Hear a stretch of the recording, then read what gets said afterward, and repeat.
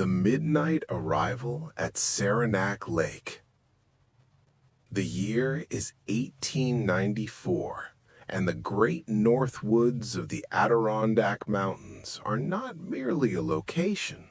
They are a vast emerald cathedral stretching across millions of acres of northern New York. To the weary soul traveling from the clatter of Manhattan's cobblestones, the journey northward is a slow shedding of the modern world, a deliberate untangling of the nerves. You are currently reclined in a plush, velvet-lined seat of a private Pullman sleeper car on the Delaware and Hudson Railway. The rhythmic click-clack, click-clack of the steel wheels against the iron tracks serves as a metronome for your thoughts, a hypnotic cadence that has been whispering to you since you crossed the Hudson Valley. The vibration of the train is a steady, low-frequency hum that resonates through the floorboards and into the soles of your feet, acting as a gentle massage for your tired legs. Take a long, slow breath and notice the air inside the cabin. It is a mixture of old mahogany polish, the faint metallic scent of the coal engine steam, and the cooling night air of the mountains filtering through the brass vents. As the train begins to decelerate, the heavy hiss of the air brakes creates a long, trailing sound that mimics a giant sigh. You have reached the Saranac Lake Station. Stepping onto the wooden platform, you are immediately struck by the silence. It is not an empty silence, but a heavy one, weighted with the ancient presence of the surrounding forest. The air here is thin, crisp, and carries the unmistakable scent of balsam fir and northern pine. It is a scent so clean, it feels as though it is washing your lungs from the inside out, removing the soot and dust of the city with each inhalation. The station master, a man whose face is as weathered as the bark of an ancient oak tree, approaches with a swinging kerosene lantern. The flame flickers behind the glass, casting long amber shadows that dance across the hemlock-planked platform. He speaks in a low, gravelly voice, his accent a relic of the mountain frontier, gesturing toward a dark silhouette parked near the edge of a pine grove. You climb into the back of a horse-drawn carriage where the seats are draped with heavy, hand-woven wool blankets dyed in deep forest greens and earthen reds. The coachman tucks a second blanket around your legs. It is thick and heavy, smelling faintly of cedar chips and dry wool. As the carriage lurches forward, the sound of the horse's hooves against the soft, pine-needle-strewn earth is muffled and rhythmic, a steady thump-clop that marks the beginning of your final ascent into the wilderness. You are now entering the heart of the Adirondacks, where the road is nothing more than a narrow, winding path cut through walls of towering white pines and ancient maples. The branches overhead interlace to form a natural tunnel, blocking out the starlight and creating a sanctuary of deep shadow. Every so often, the carriage passes a small creek, and the sound of water rushing over smooth granite stones creates a soft, bubbling texture in the air. Visualize the darkness outside the carriage. It is a velvety, indigo dark that seems to absorb all sound. Occasionally, you see the glowing eyes of a white-tailed deer frozen at the edge of the brush, or the silhouette of a great horned owl gliding silently from one branch to another. The owl makes a low, hollow hoot that resonates in the cool air, a sound that defines the Adirondack night and signals that you are no longer in a world built by men. As the carriage climbs higher into the mountains, the temperature drops further, and you pull the wool blanket closer to your chin. The rhythmic swaying of the carriage acts as a gentle cradle, rocking you from side to side in a slow, predictable motion. Your shoulders, which have been tight for months in the city, finally begin to drop. Your jaw relaxes as you realize that the worries of the stock market, the frantic news of the empire, and the ceaseless noise of the streets are being swallowed by the vast, indifferent trees. The horses breathe heavily, their breath forming small clouds of steam in the moonlight, a testament to the physical effort of reaching this hidden altitude. You are moving away from the now and into the always, a place where time is measured by the growth of moss and the changing of leaves. After an hour of travel, the trees begin to thin and you catch your first glimpse of Lake Placid. The water is a sheet of black glass, reflecting the constellations of the Milky Way with such clarity that you cannot tell where the lake ends and the sky begins. The air here is even colder, carrying the scent of deep lake water and wet moss. In the distance, a small, warm light flickers. It is Camp Pine Shadow, your sanctuary for the next 20 days. This is an Adirondack Great Camp, a masterpiece of rustic architecture, where the structures are built to blend into the forest rather than conquer it. The main cabin is built of massive spruce logs, their bark still intact, giving the building a textured, organic appearance that makes it look like it grew straight out of the mountain soil. The carriage pulls to a stop in front of the wide stone porch, and the hooves go silent. The coachman remains still, allowing you a moment to simply sit and listen. You hear the hush-hush of the wind through the high canopy, a sound the locals call the pine song.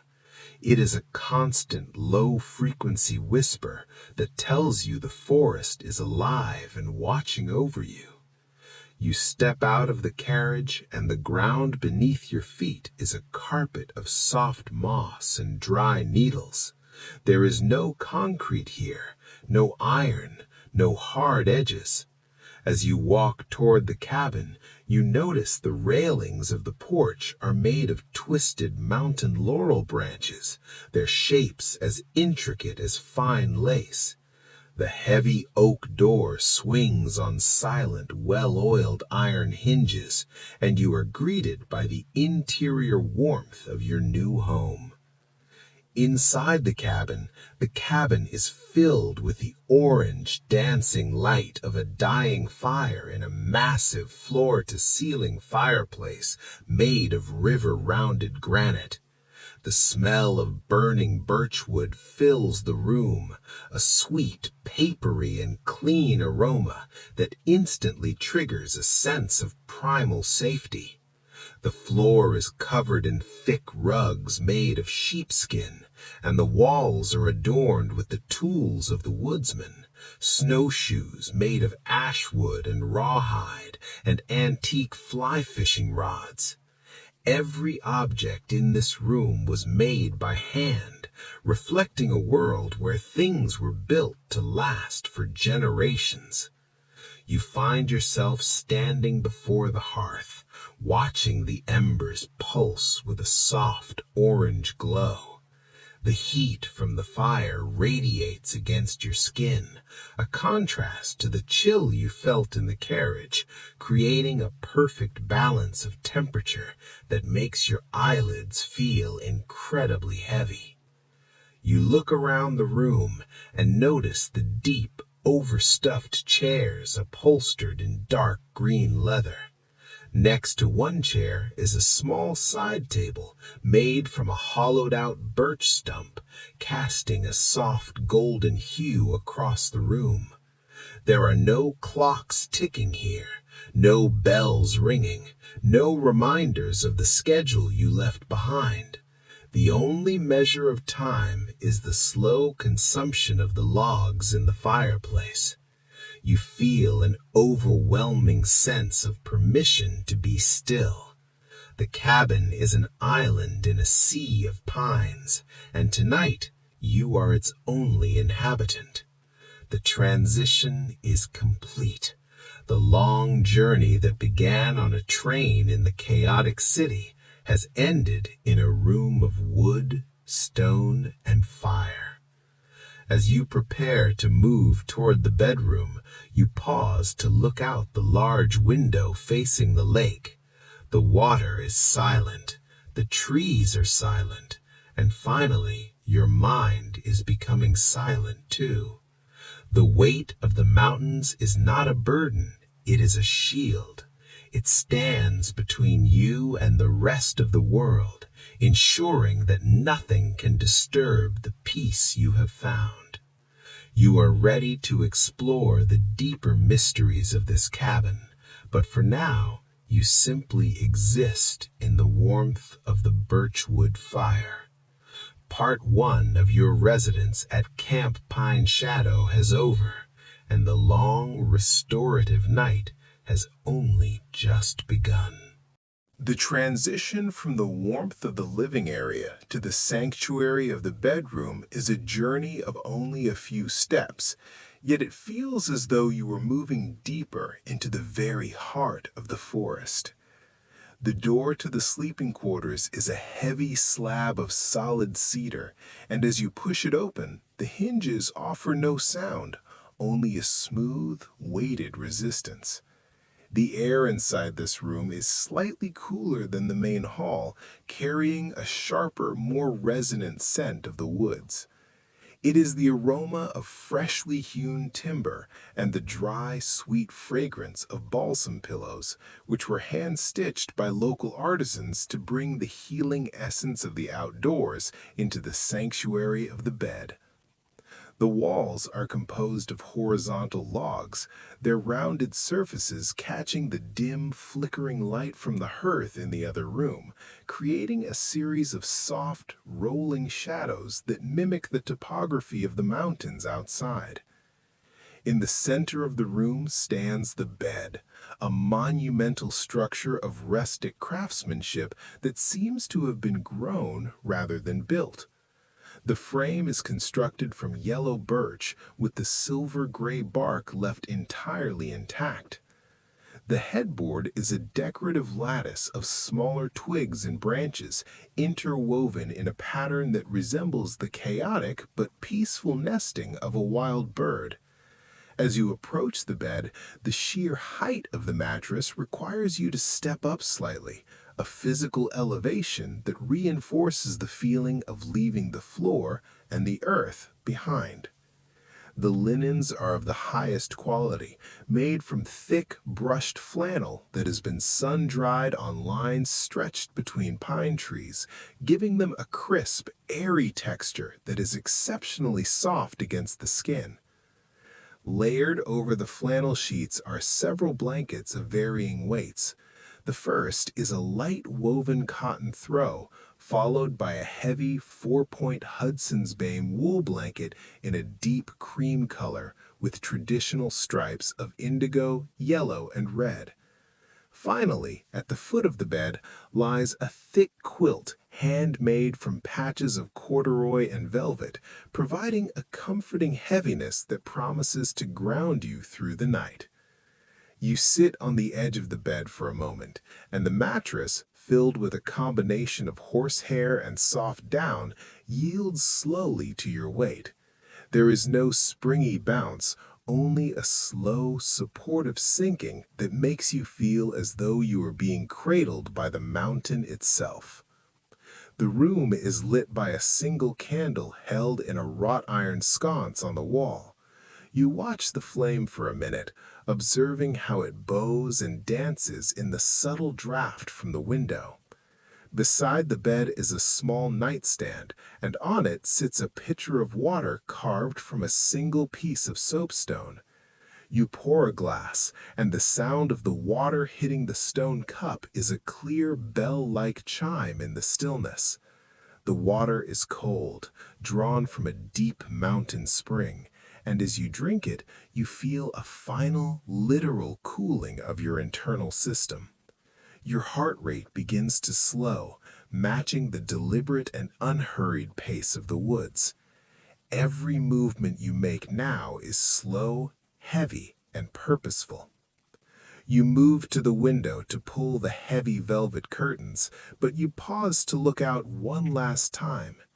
The moon has risen higher, and its light is now a bright, cold silver that illuminates the frost beginning to form on the needles of the balsam trees. The lake remains a dark, impenetrable mystery, but the sound of the water lapping against the wooden dock below is a rhythmic, percussive pulse, a liquid heartbeat that has been steady for centuries. You realize that out there, in the vastness of the Adirondacks, thousands of animals are also settling into their burrows, nests, and dens. You are part of a collective regional surrender to the night. Returning to the bed, you extinguish the candle. The transition from golden light to total darkness is not jarring, it is a relief. Your eyes do not need to struggle to adjust because there is nothing you need to see. The darkness in the cabin is absolute and velvety, a thick curtain that separates you from the visual demands of the world. As you slide beneath the layers of flannel and wool, the coldness of the room makes the warmth of the bed feel like a miracle. You feel the weight of the blankets pressing down on your chest and legs, a gentle therapeutic pressure that signals to your nervous system that it is safe to shut down. Your head sinks into the pillow, which is filled with the softest goose down and a handful of dried balsam needles. As your ear presses against the fabric, you can smell the forest floor, a scent that is both grounding and ethereal. The silence of the room is now layered with the subtle sounds of the cabin. You hear the logs of the house settling, a series of faint, occasional creaks and pops as the wood adjusts to the dropping temperature of the night. These sounds are not startling, they're the house's way of breathing, a reminder that you are encased in an organic, living shell. You begin to notice the rhythm of your own breathing. In the city, your breath was shallow and fast, a reaction to the pace of the streets. Here, it deepens naturally. You inhale the scent of cedar and cold air, and you exhale the last remnants of your journey. Your feet, once cold, are now beginning to glow with warmth beneath the heavy wool. Your hands, curled softly at your sides, are relaxed. You feel the sensation of dissolving at the edges.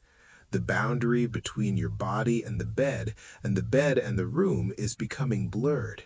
You are no longer a person with a name and a history. You are simply a consciousness drifting in a wooden room in the middle of a great, silent forest.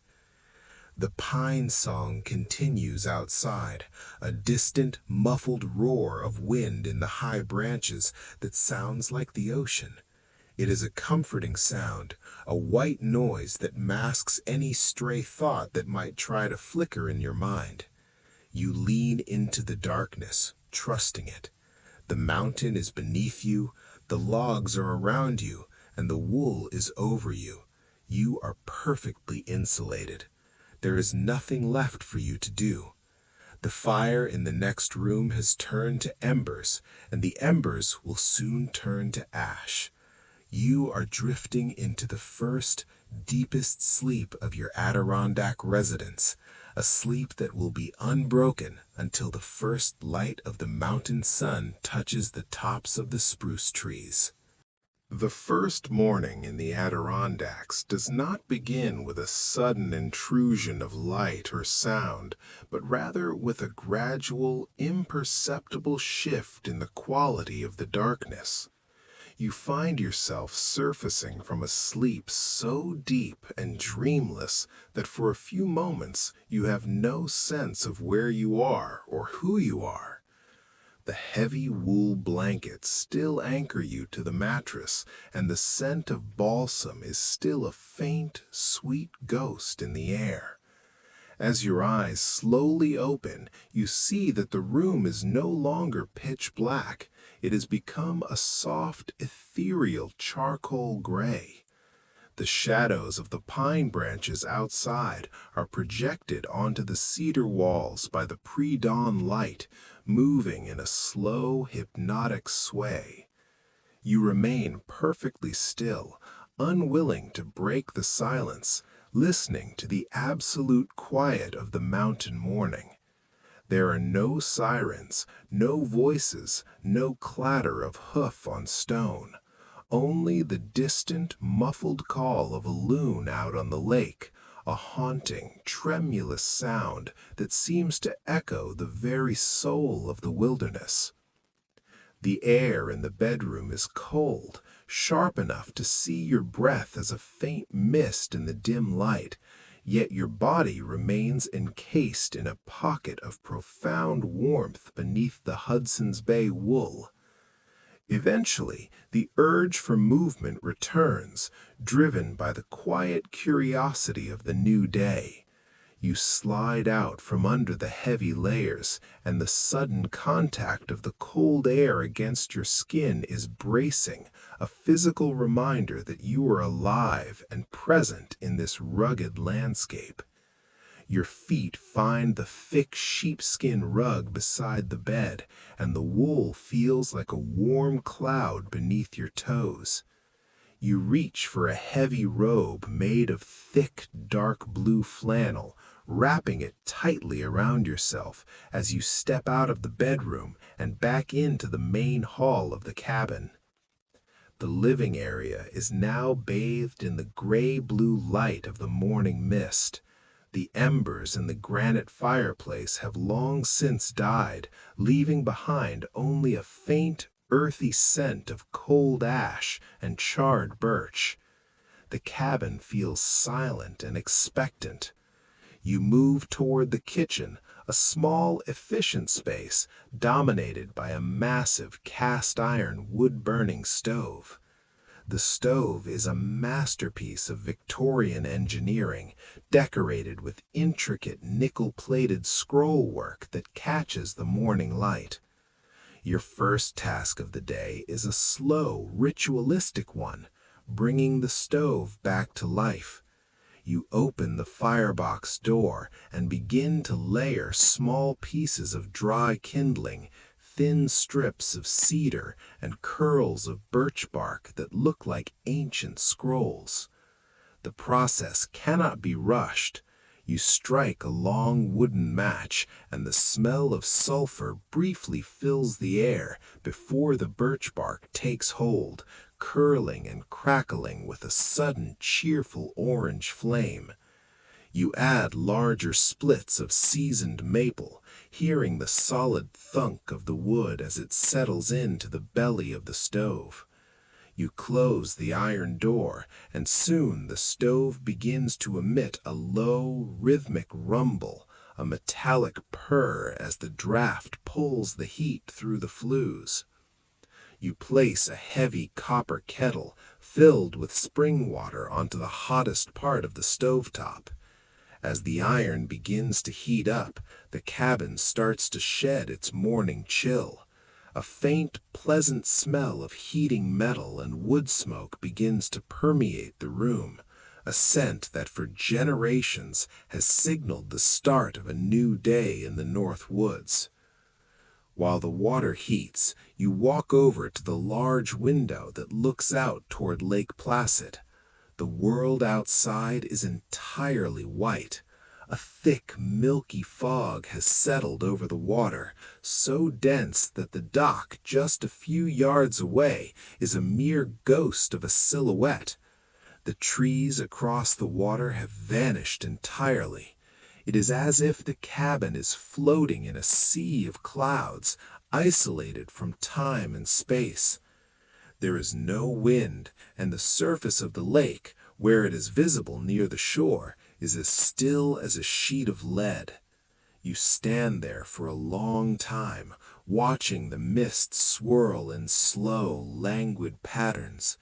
It is a visual representation of the silence you feel within yourself.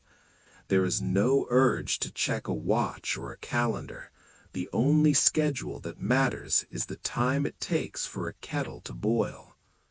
The kettle begins to sing, not a sharp, piercing whistle, but a low, steady hiss that gradually rises in pitch.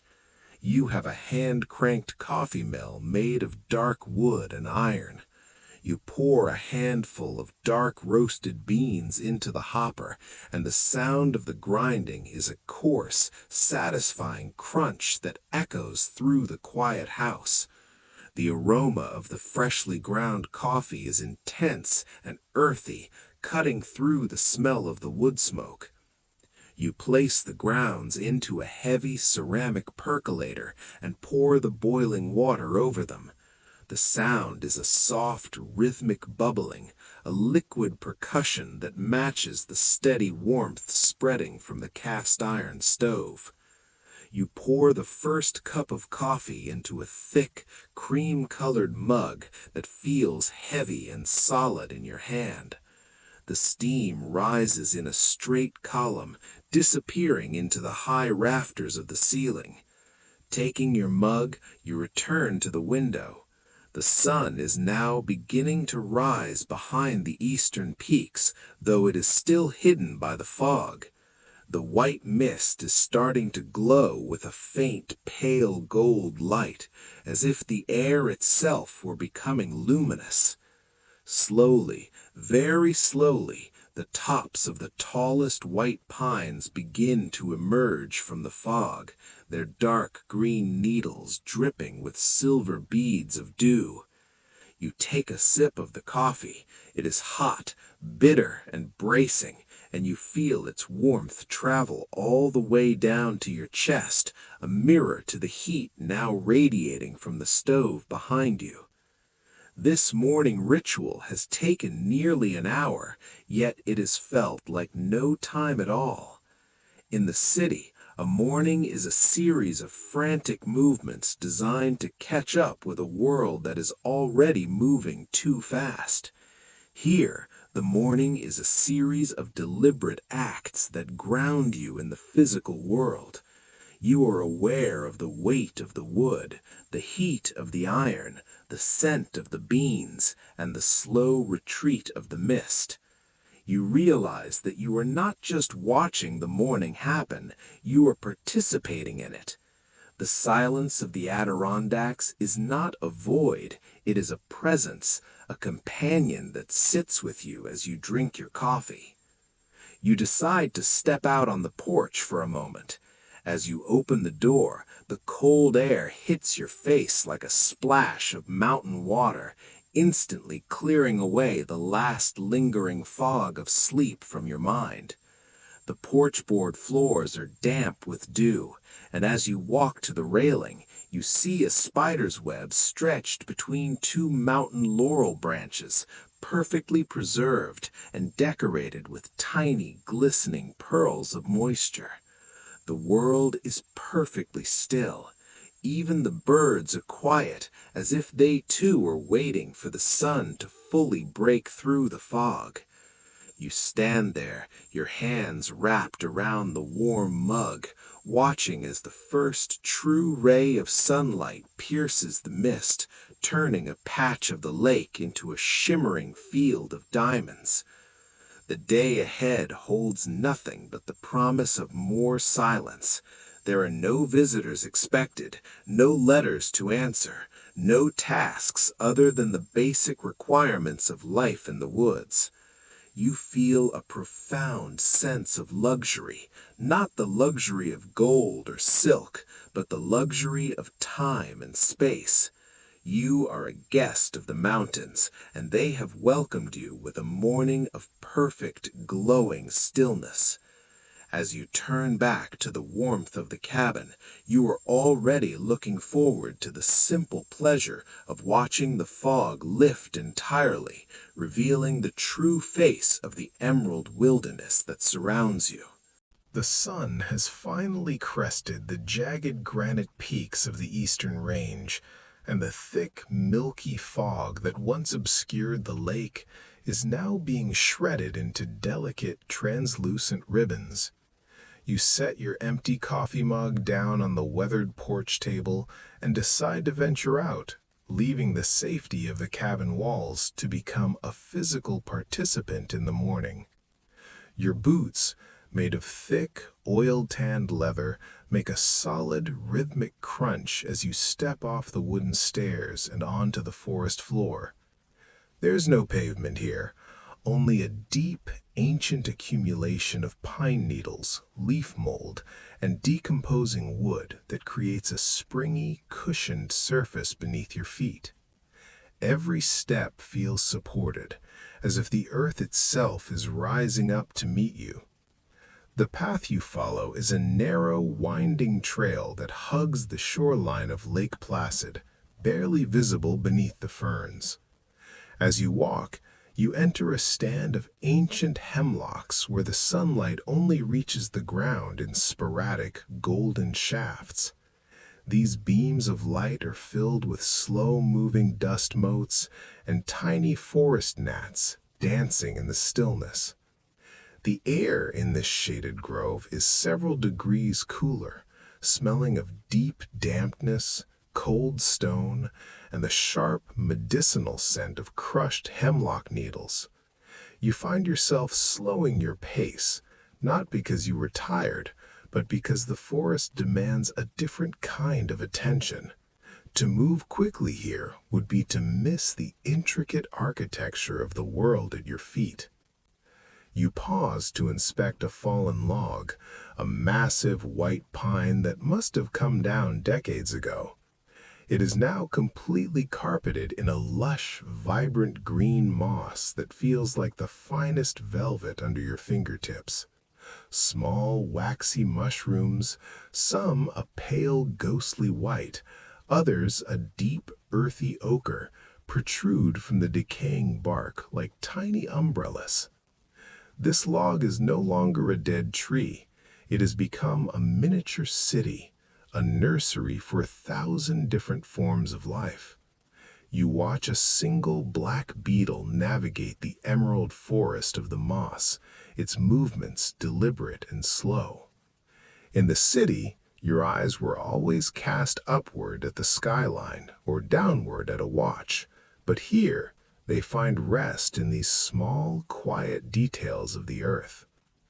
Moving further along the shoreline, you hear a sound that is distinct from the lapping of the lake, a soft, consistent tinkling, like the sound of glass beads falling onto silk. You follow the sound inland, pushing through a screen of silver birch and wild azalea, until you discover a hidden spring. The water bubbles up from a fissure in a moss-covered granite boulder, spilling over a ledge into a clear, shallow pool. The bottom of the pool is lined with smooth, rounded pebbles of quartz and jasper, their colors intensified by the clarity of the water. You kneel at the edge, and the scent here is incredibly fresh, a cold mineral aroma that seems to vibrate with energy. You dip your hand into the spring, and the cold is so intense it makes your skin tingle. You bring a handful of water to your lips, and it tastes of nothing but purity, cold, clean, and carrying the subtle essence of the deep mountain stone it traveled through. As you sit by the spring, you notice the silence of the woods is actually a complex tapestry of very small sounds. You hear the rhythmic thrum-thrum of a woodpecker somewhere deep in the timber, the occasional rustle of a chipmunk in the dry leaves, and the constant high-altitude sigh of the wind in the tops of the spruce trees. None of these sounds are intrusive. They are the natural breathing of the wilderness, a background hum that serves to deepen your own sense of quiet. The shoreline here is a graveyard of driftwood, bleached bone white by the sun and smoothed by the action of winter ice. You pick up a small piece of cedar driftwood, its grain twisted into a complex, swirling pattern. The wood is light and dry, feeling almost like pumice in your hand. You run your thumb over the smooth ridges, marveling at the time it must have taken for the water to sculpt such a shape. Time in the Adirondacks is not a line, but a circle. The seasons, the tides, the growth and decay of the trees. You realize that the pressure you felt to accomplish something today has entirely evaporated. Your only task was to find this spring, and you have succeeded. You continue your walk toward a small peninsula that juts out into the lake, where a group of granite boulders sits like ancient sleeping beasts. You climb onto the largest one, its surface warmed by the climbing sun. The stone is rough and covered in old man's beard, a pale greenish-gray lichen that hangs in delicate tufts. You lie back on the warm granite, looking up through the canopy of a lone wind-beaten pine. The blue of the sky is deep and limitless, a stark contrast to the dark, heavy green of the forest. The warmth of the stone begins to seep through your jacket and into your back, a solid, grounding heat that feels like the very strength of the mountain. From this vantage point, you can see the entire expanse of the lake. The mist has completely vanished, revealing the water as a brilliant, shimmering sapphire. In the distance, a pair of loons are swimming together, their black and white patterns stark against the blue. You watch them dive, disappearing beneath the surface for what feels like an impossible amount of time, only to reappear much further away, shaking the silver water from their feathers. Their movements are graceful and unhurried. You find yourself matching your breathing to the gentle swells of the lake, a slow rise and fall that feels as natural as the turning of the earth. The forest floor behind you is a mosaic of shadows. You notice how the light changes as the sun moves, highlighting a patch of bunchberry or the delicate serrated edge of a fern. There is a profound sense of order here, a logic that doesn't require human intervention. You feel a deep, quiet respect for this landscape, a place that exists perfectly well without you, yet has graciously allowed you to sit within it for a while. The weight of your own existence feels lighter here, as if the forest is absorbing your cares and recycling them into the air and the soil. As you eventually stand to begin the slow walk back to the cabin, you feel a renewed sense of physical presence. Your senses are sharp, yet your mind is calm. You are aware of the scent of the pine, the texture of the moss, the coldness of the spring, and the warmth of the sun. The cabin, with its cedar walls and stone hearth, is waiting for you. But for now, you linger at the edge of the woods, reluctant to leave the company of the trees. You have spent the morning doing nothing, yet you feel more nourished than you have in years. The walk back to the cabin is slower than the departure, as the midday sun now filters through the canopy in broad, warm slashes of gold. When you reach the clearing of Camp Pine Shadow, the scent of wood smoke still lingers in the air, a thin ribbon of blue drifting from the stone chimney. Entering the cabin, you were struck by the coolness of the interior, a natural insulation provided by the thick spruce logs. Your midday meal is a study in simplicity and tactile pleasure. You move to the pantry, where the shelves are stocked with basic, honest ingredients. You slice a loaf of crusty, hearth-baked sourdough bread, the knife making a dry, splintering sound as it breaks through the charred crust.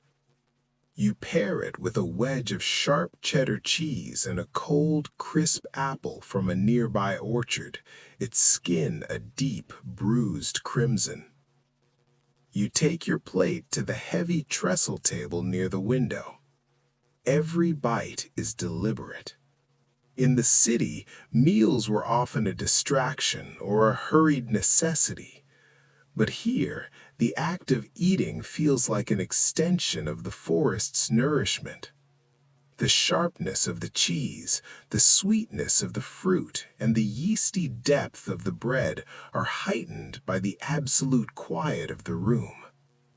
As you finish, you notice the light outside beginning to change.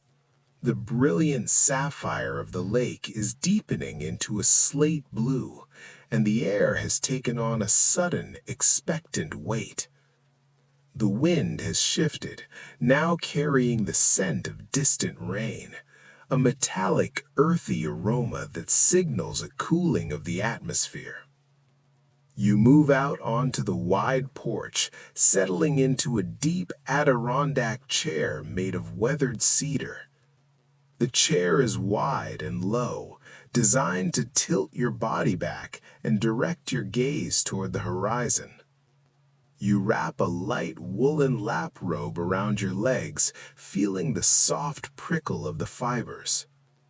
The sky over the western peaks is darkening, the clouds piling up in bruised shades of violet and charcoal. You watch the shadows of these clouds race across the surface of the lake, turning the water from silver to lead in a matter of seconds. The birds have gone silent again, retreating into the thickest parts of the hemlock groves. The only sound is the rising whisper of the wind, which now carries a more pronounced chill. The rain begins not with a downpour, but with single heavy drops that thud against the large waxy leaves of the mountain laurel. Plink, plop. You listen to the individual notes of the rain as it finds different surfaces. The hollow drum of the wooden porch floor, the soft hiss as it hits the pine needles, and the metallic ring as it strikes a discarded tin pail. Slowly, the individual drops merge into a steady, rhythmic curtain of water. This is a gentle mountain rain, the kind that doesn't lash against the glass, but falls straight and true, cleansing the air and darkening the bark of the trees until they glow with a deep obsidian richness. The sound of the rain on the shingled roof above you is hypnotic, a continuous white noise drone that seems to vibrate in your very bones. It is the ultimate sound of enclosure and safety. You are outside, yet perfectly dry under the deep overhang of the porch. You watch the world turn into a series of blurred vertical lines. The far shore of the lake disappears into a gray haze, and the cabin feels more than ever like a solitary island in an infinite sea of green and water. You find yourself slipping into a meditative state, your eyes half closed, your mind following the descent of each drop. The pressure of the world, the need to be someone or to do something, is completely washed away by the rain. As the afternoon progresses, the temperature continues to drop, and a mist begins to rise from the damp earth to meet the falling rain. The scent is intoxicating, the smell of wet stone, pine resin, and the deep primordial odor of the Adirondack soil being awakened. You pull the lap robe higher, feeling the contrast between the cool, damp air on your face and the warmth of the wool against your skin. This is the boring history of the mountains, the simple, repetitive cycles of weather and light that have played out for millennia. There is no drama here, only the steady, patient unfolding of the natural world. You notice a small toad hopping across the porch, its skin the color of wet granite. It moves in short, jerky bursts, then sits perfectly still for long minutes, its throat pulsing rhythmically. You find yourself fascinated by its stillness. You are learning the art of the forest, the ability to wait, to exist in the present moment without the itch of anticipation. The rain is not an interruption of your day, it is your day. You are content to sit here until the light fades, watching the water drip from the eaves in long silver threads. The rhythmic drumming on the roof begins to slow as the heart of the storm passes. The heavy charcoaled clouds are breaking apart, revealing slivers of a pale, washed-out lemon sky in the west. The rain tapers off into a fine mist, and then to a series of occasional drips from the high branches. The forest is now a world of emerald and silver, every leaf and needle decorated with a trembling diamond of water. The silence that follows the rain is even deeper than the silence of the morning. It is a heavy, sodden quiet, as if the forest is drinking deeply from the sudden bounty. You stand up and stretch, feeling a pleasant ache in your limbs. The dampness has brought out the deepest colors of the camp, the rich browns of the cedar, the deep greens of the moss, the gray of the granite. You realize that you have spent 3 hours simply watching the rain, and yet you feel more productive than you ever did during a frantic afternoon in the city. You have produced a sense of internal peace that is as solid as the spruce logs of the cabin. The evening is approaching, and with it, the ritual of the evening fire and the slow descent back into the world of dreams. As the last of the lemon-colored light fades behind the dripping silhouettes of the spruce trees, the air inside the cabin takes on a cool, blue cast. You transition from the porch back into the main hall, where the scent of the recent rain has followed you in, a fresh, ozonic perfume that mixes with the lingering ghosts of birch smoke. The evening ritual begins with the lighting of the lamps. These are heavy, brass-based oil lamps with tall glass chimneys that have been polished until they are invisible. You lift the glass, trim the charred wick with a pair of small iron scissors, and strike a long wooden match. The flame takes hold with a soft whoosh, and as you lower the chimney, the room is suddenly bathed in a warm amber glow that softens the hard edges of the log walls. This light is vastly different from the harsh, flickering electric bulbs of the city. It is a living light that breathes and pulses, casting long, gentle shadows that move in time with your own slow pace. You carry the lamp to the kitchen area to begin the preparation of a simple evening stew. The process is a slow meditation on texture and scent. You take a heavy cast-iron Dutch oven and place it on the cooling surface of the wood stove, which still holds a deep, resonant heat from the morning fire. You chop root vegetables, carrots that smell of earth, potatoes with skins like dusty velvet, and onions that release a sharp, clean sting into the air. There is a profound satisfaction in the sound of the knife against the heavy wooden cutting board, a rhythmic thump, thump, thump that punctuates the silence.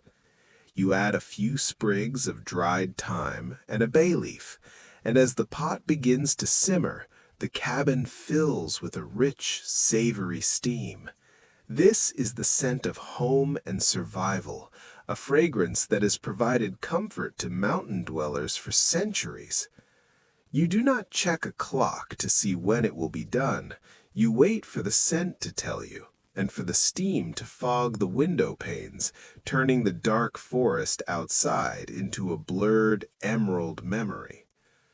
While the stew bubbles softly, you move to the small library nook, where several shelves are built directly into the log walls. The books here are old, their spines made of cracked leather and faded cloth, smelling of vanilla and dried paper. You select a volume of natural history from the mid-century, its pages thick and yellowed at the edges. You settle into the leather chair near the lamp, the chair's upholstery giving a soft, familiar groan as it accepts your weight. You begin to read, not for information or out of obligation, but for the sheer pleasure of the cadence of the prose. The words are long and descriptive, detailing the migratory patterns of birds and the geological formation of the very peaks that surround you. The act of reading by lamplight requires a different kind of focus. Your world shrinks until it consists only of the golden circle of light, the texture of the paper, and the rhythmic sound of the simmering pot on the stove. Occasionally, a log in the stove shifts, sending a muffled clunk through the room, followed by a flurry of soft crackles. These sounds serve as a heartbeat for the evening, a reminder of the energy being consumed to keep the darkness at bay. You find your eyelids growing heavy, the sentences on the page beginning to flow together like the currents of the lake. The stew is finally ready. You eat directly from a deep earthenware bowl, the warmth of the ceramic heating your palms. The food is simple, hot, and honest, providing a grounding energy that prepares your body for the long night ahead. As you eat, you watch the reflection of the oil lamp in the window. Beyond the glass, the Adirondack night is total. The moon is hidden behind the lingering clouds of the afternoon's rain, leaving the forest in a state of absolute ink-black mystery. You are a small golden spark of consciousness in an infinite sea of shadow. After the meal, you spend a few minutes cleaning the dishes in a tin basin, the sound of the water a soft, splashing rhythm. You move with a deliberate lack of haste, cherishing the simplicity of the task. Once the kitchen is tidy, you return to the hearth to bank the fire for the night. You rake the glowing red coals into a mound and cover them with a thin layer of gray ash. This will preserve the heat until morning, ensuring that a simple stir will bring the flames back to life. This act of banking the fire is the final signal to your brain that the day is officially closed. You blow out the oil lamps one by one. Each time there is a brief scent of extinguished wick, and then an expansion of the darkness. By the time you reach the bedroom door, the only light is the faint orange glow emanating from the seams of the wood stove. You navigate the cabin by touch and memory, your hands brushing against the familiar grain of the logs and the soft wool of the rugs. You feel a deep, bone-weary readiness for sleep. Not the exhaustion of stress, but the healthy tiredness of a body that is moved in harmony with the natural world. As you slide back into the bed, the flannel sheets feel even softer than they did the night before. The room is silent, save for the occasional drip of rain from the eaves and the slow, steady breathing of the cabin itself. You feel the immense weight of the forest pressing in, a protective barrier that keeps the rest of the world at bay. You are a small golden spark of consciousness in an infinite sea of shadow. The last thing you hear before you drift off is the distant, lonely call of an owl, a sound that seems to say that all is well in the great North Woods. The seventh day at Camp Pine Shadow begins with a sky so clear and blue it looks like a polished sapphire. The morning air is remarkably still, devoid of even the slightest breeze to ruffle the surface of Lake Placid. After your morning coffee, you walk down the sloping path of pine needles to the small wooden dock that juts out into the water. Tied to the dock is a classic Adirondack guide boat, a masterpiece of woodworking built from narrow strips of western red cedar. The wood is a deep, warm honey color, protected by layers of marine varnish that shimmer in the sun. As you step into the boat, it rocks gently, a subtle, buoyant movement that signals its readiness to glide. The act of rowing is a rhythmic, full-body meditation. You sit on the woven cane seat and take hold of the long, tapered oars made of straight-grained ash. As you pull back, the oars pivot in their brass locks with a soft, metallic clink thump. The blades dip into the water with a clean, liquid slice, creating two perfect swirling eddies that trail behind the boat like miniature galaxies. The resistance of the water against the wood provides a satisfying tension, and with each stroke, the boat lunges forward with surprising grace. You are facing the stern, watching the shoreline of the camp slowly recede, the cabin becoming a small brown speck nestled amongst the towering green spires of the trees. The water of the lake is so transparent this morning that you can see the white sandy bottom and the sunken trunks of ancient trees far below the surface. Schools of tiny perch dart through the shafts of light that penetrate the depths, their silver scales flashing like coins. You find a cadence that matches your breathing. Inhale as you reach forward with the oars. Exhale as you pull through the cool resistance. The only sounds are the rhythmic dip and drip of the water and the occasional creak of the wood. The world of the land, with its friction and obstacles, has been replaced by a world of fluid motion. You row toward a small, unnamed island located near the center of the lake, a rocky outcropping crowned with a dense thicket of balsam and birch. As you approach, you ship the oars, letting the boat's momentum carry you toward a narrow strip of white quartz sand.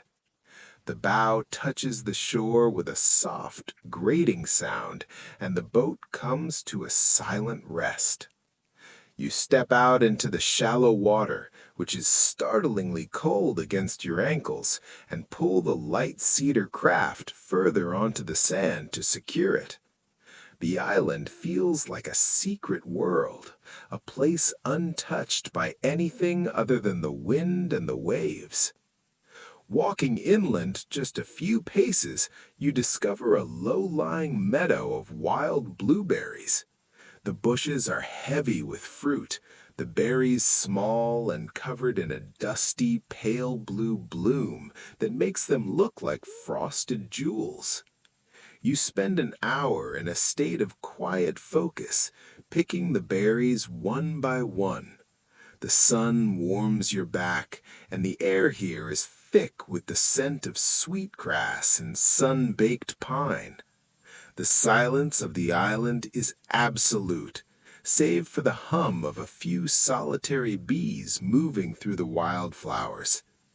You place the berries into a small tin pail, and the sound of the first few fruits hitting the metal is a sharp, musical ping that gradually softens into a dull thud as the pail fills.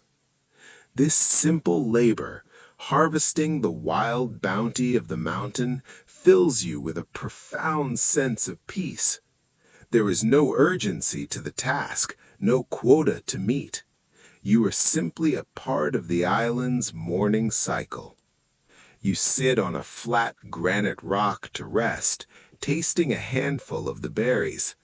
They are cool and tart, bursting with a concentrated flavor that tastes of the mountain soil and the clean rain. Looking back across the water, you see the distant peaks of the high range, their summits clear of clouds and glowing with a pale, majestic light. The lake is so still it acts as a perfect mirror, doubling the beauty of the world. When you eventually push the guide boat back into the water, you feel a pleasant tiredness in your shoulders. The return trip is even more relaxed. You row with the sun on your face, the warmth balancing the cool spray from the oar blades. You are no longer a traveler or a guest. You have become a part of the Adirondack landscape, moving with the same unhurried purpose as the loons and the eagles. The guideboat glides back toward the dock, its cedar hull cutting a silent path through the glass-like water. You have brought back a pail of berries and a heart full of the lake's stillness. The return to the cabin from the island is marked by a subtle shift in the light, as the midday sun begins its slow, golden tilt toward the west. Carrying the tin pail of blueberries, you feel the weight of the morning's quiet labor in your grip. Back inside the cool, shaded interior of the kitchen, you begin the preparation of a simple cobbler, a task that feels like an extension of the island's peace. You move with a slow, practiced ease, gathering flour that feels like soft silk between your fingers, and cold butter that smells of sweet cream. The sound of the wooden spoon against the ceramic mixing bowl is a dull, rhythmic thud, a comforting kitchen music that has echoed through these log walls for generations. You toss the blueberries with a sprinkle of sugar, watching how the white crystals cling to the dusty blue skins of the fruit. As you pour the berries into a heavy cast-iron skillet and top them with the thick, pale batter, you are aware of the incredible sensory contrast, the coolness of the fruit against the warmth of the wood stove. You slide the skillet into the belly of the stove, and soon the cabin begins to fill with a scent that defines the very essence of Adirondack comfort. It is the aroma of bubbling fruit, caramelizing sugar, and the clean, dry heat of seasoned maple logs. You sit by the window as it bakes, watching the steam rise from the stove in a thin, ethereal dance. Once the cobbler is resting on the heavy trestle table, its crust a deep golden brown, you decide to spend the afternoon in a state of artistic observation. You have gathered several objects from your morning excursion: a perfectly symmetrical white pine cone, a fragment of gray-green reindeer lichen, and a smooth piece of quartz from the island's shore. You clear a space on the table and open a leather-bound sketchbook, its pages thick and cream-colored, inviting the touch of a pencil. You begin to draw, not with the goal of creating a masterpiece, but to truly see the architecture of the forest. You focus first on the pine cone, tracing the spiraling pattern of its scales. Each scale is a tiny woody shield, tipped with a minute sharp point. As you draw, you notice the subtle variations in color, from the deep burnt umber at the base to the pale sandy tan at the tips. The act of drawing forces you to slow down even further than walking or rowing. You are no longer looking at a pine cone, you are looking at a complex mathematical wonder of nature.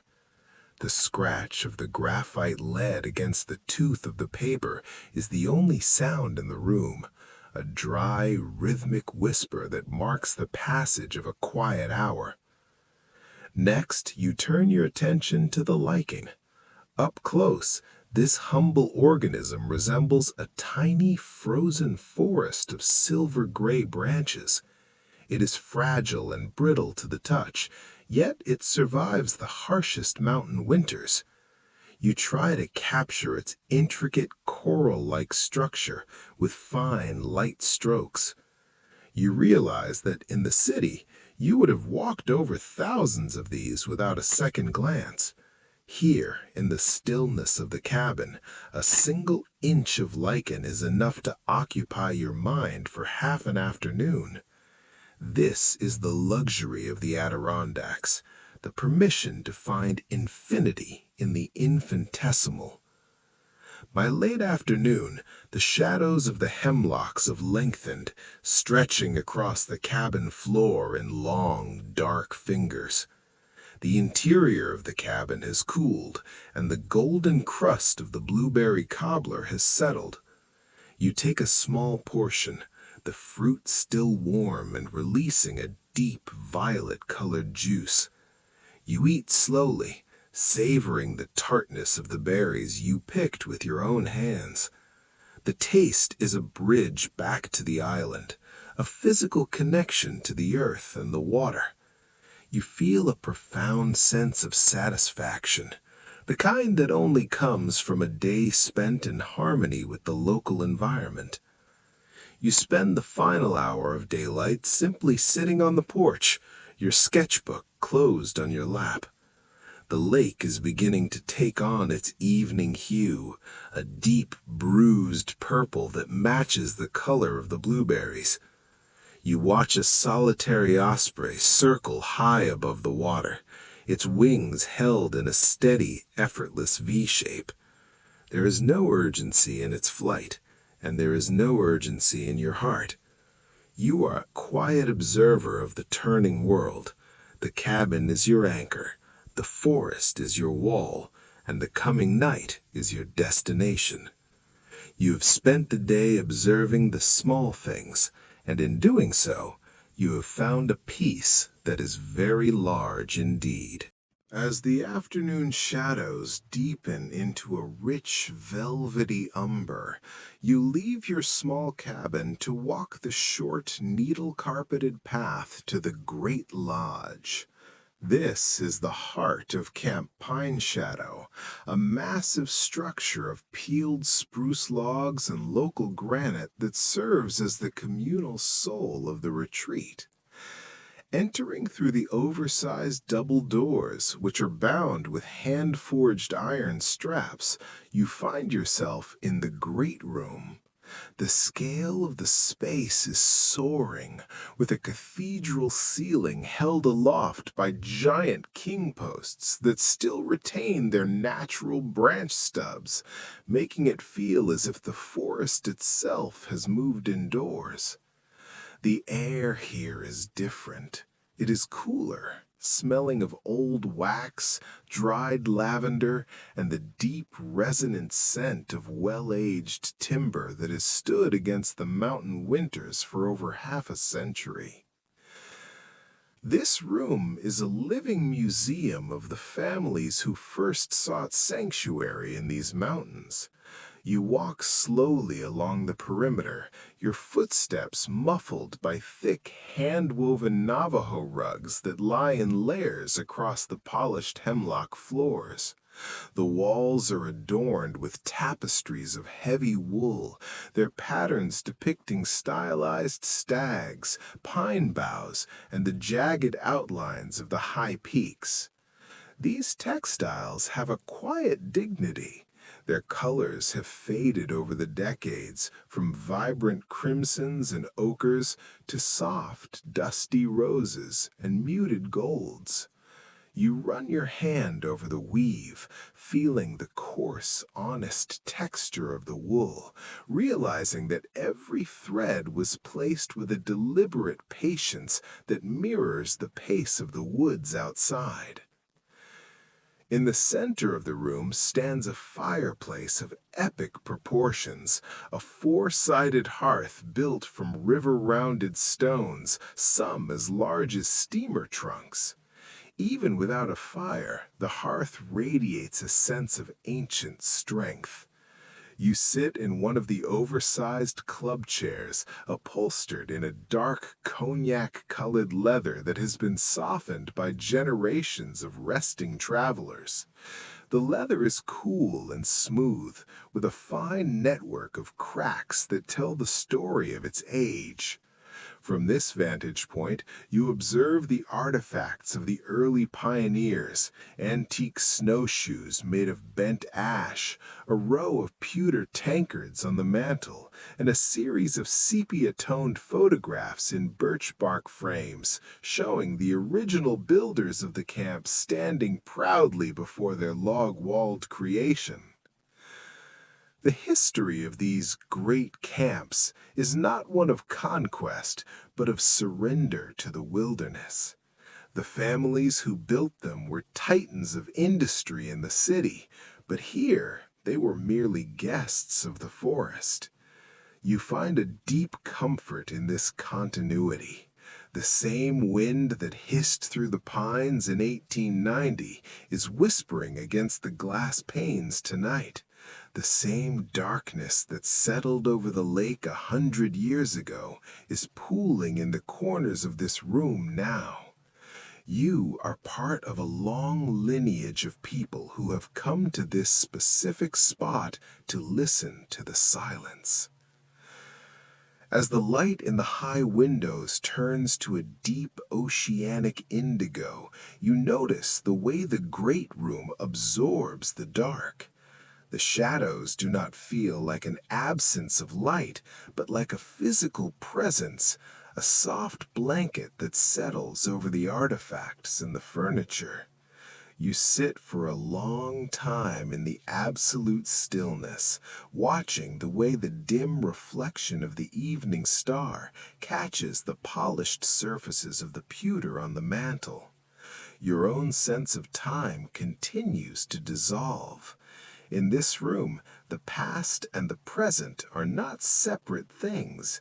They are layered together like the rings of a tree. Eventually, you stand and make your way back toward the exit, your hand brushing against a heavy, hand-carved sideboard made of black walnut. The wood is cool and solid, a testament to the craftsmanship of a slower age. You step out onto the porch of the lodge, and the transition back to the outdoor air is a soft, fragrant embrace. The Adirondack night has fully arrived, and the great lodge stands behind you like a silent wooden sentinel. You walk back to your own smaller cabin, feeling the weight of the mountain's history in every step, a grounded and peaceful burden that prepares you for another night of deep, undisturbed rest. The 10th night at Camp Pine Shadow brings a rare and ethereal phenomenon known to the mountain dwellers as the silver thaw. As you sit by the hearth in your cabin, you notice a subtle change in the acoustics of the night. The soft, rhythmic sighing of the wind through the pines has been replaced by a delicate, glass-like tinkling. A sudden drop in temperature has met the lingering moisture from a passing mist, and a flash freeze is occurring. Every surface of the Adirondack wilderness is being meticulously encased in a thin, translucent layer of ice. You pull your heavy flannel robe tighter and walk to the window, witnessing a world that has been transformed into a kingdom of crystal. Under the brilliant light of a hunter's moon, the forest has become a shimmering cathedral of light and shadow. The needles of the balsam firs are no longer soft and green. They are frozen spears, each one individually sheathed in a diamond-hard coating. As the branches move in the light breeze, they do not rustle. They clink against one another with the sound of 1,000 crystal chandeliers swaying in a drafty hall. It is a fragile, melodic music, a percussive symphony of ice that resonates through the frozen air. You decide to step onto the porch for a moment to hear the sound without the interference of the log walls. The cold is sharp and exhilarating, hitting your lungs with a purity that feels like drinking from a glacier. The silence of the silver thaw is deeper than any you have experienced. The ice has acted as a sealant, muffling the sounds of the earth and the water. The lake is a sheet of black obsidian, its edges rimmed with jagged frozen lace where the ripples were caught mid-motion. As you stand perfectly still, you hear the voice of the frozen woods, a sharp, sudden crack echoing from across the bay. It is the sound of a tree trunk contracting in the cold, a gunshot-like report that shatters the stillness and then fades into a long, trailing echo. This is the forest's winter dialogue, a reminder of the incredible physical forces at play in this high-altitude sanctuary. Looking up, the stars are so bright and steady they seem to be frozen in the sky themselves. There is no atmospheric shimmer tonight. The air is too still, too cold. You watch the constellation of Orion rising over the frozen shoulder of the mountain, its belt of 3 stars glowing with a fierce, icy blue light. The moonlight reflecting off the iced branches creates a secondary glow on the ground, illuminating the forest floor so clearly that you can see the individual tracks of a snowshoe hare frozen into the mud and glazed with silver. The world feels suspended in time, a prehistoric landscape caught in a moment of absolute crystalline perfection. The silver thaw is a reminder of the Adirondacks' power to reinvent themselves overnight. Yesterday was a world of soft moss and damp earth. Tonight is a world of brittle glass and hard stone. You feel a profound sense of privilege to be the only witness to this transformation. There is no one else to see the way the moonlight refracts through a frozen drip on the eaves, turning a simple icicle into a glowing prism of violet and white. You find yourself breathing in a slow, measured rhythm, your own breath forming a thick white cloud that lingers in the air before slowly dissipating into the silver light. Eventually, the intense cold begins to seep through your robe, and you retreat back into the warmth of the cabin. The transition back to the golden amber of the oil lamps and the orange pulse of the embers feels like a return to the world of the living. You spend the final hour of the night lying in your hand-carved bed, listening to the crystal music of the branches outside your window. The clinking and tinkling of the ice is a lullaby for a frozen world, a sound that promises that beneath the ice, the forest is merely resting, protected by its silver armor. You drift into sleep with the image of 1,000 frozen stars reflecting in 1,000 frozen branches, a passenger on a mountain that has turned to diamond. The 11th morning begins with a spectacular fleeting brilliance. As the sun climbs over the eastern ridge, its warmth hits the frozen armor of the silver thaw. The forest becomes a chaotic prism of refracting light. For 1 hour, the world is filled with the sound of 1,000 glass bells shattering as the ice casing thaws and slides off the pine needles, crashing softly onto the frozen ground below. By the time you finish your morning tea, the crystalline kingdom has dissolved back into a damp emerald wilderness. Seeking a change of pace, you make your way to the Winter Garden, a glass-walled conservatory attached to the southern wing of the Great Lodge. The Winter Garden is a sanctuary of controlled warmth, a place where the mountain's flora is preserved and studied behind thick, hand-blown glass panes. Entering the conservatory is like stepping into a humid green lung. The air is heavy with the scent of damp earth, peat moss, and the spicy, resinous aroma of crushed juniper berries. The sunlight streams through the glass in broad, dusty shafts, illuminating rows of terracotta pots and wooden flats filled with the medicinal secrets of the Adirondacks. Here, the camp's resident naturalist has curated a collection of high-peak plants that have healed the dwellers of these mountains for centuries. You spend the morning moving slowly from table to table, your fingers brushing against the soft silver-green leaves of wild mullein and the serrated edges of wintergreen. You learn the quiet history of the goldthread, a tiny plant with roots like shining metallic wire, used by the pioneers to treat the ailments of the long winter months. There is a deep intellectual peace in this study. You find yourself fascinated by the resilience of these plants, how they cling to the thin, acidic soil of the granite peaks and store the sun's energy in their roots. You take notes in your sketchbook, notating the specific shape of a staghorn lichen or the unique umbrella-like structure of a ground pine.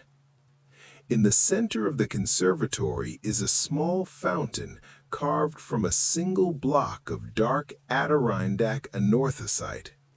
The water trickles over the stone in a thin, silent film, disappearing into a bed of vibrant green sphagnum moss.